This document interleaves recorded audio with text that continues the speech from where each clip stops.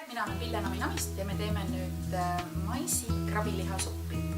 See on Ameerika stiilis chowder supp, kus on siis piima, maisi, põhi, millel läheb kanatull juurde ja maitseks läheb ingverit ja sidrunimahla.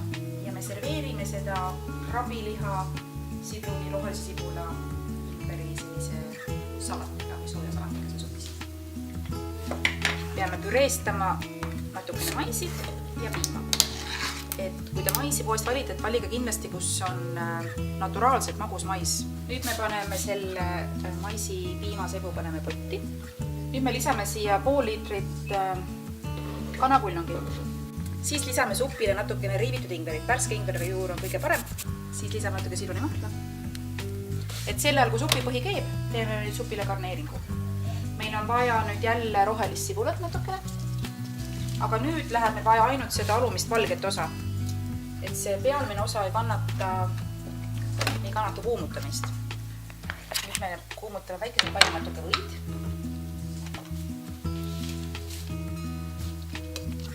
Lisame sinna siis need maisiterad, mis me ennem kõrvale panime.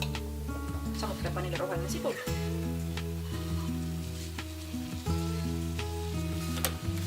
Jälle natuke ingverit. Ja lihtsalt paar minutit sedasi kuumutada.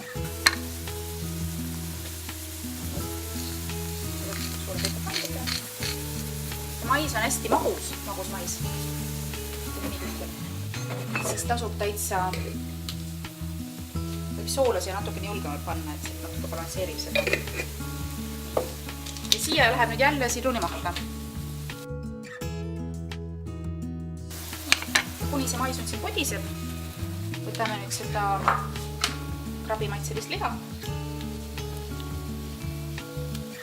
Siis paneb kausi sisse või taldrikusse paneb natukene suppi.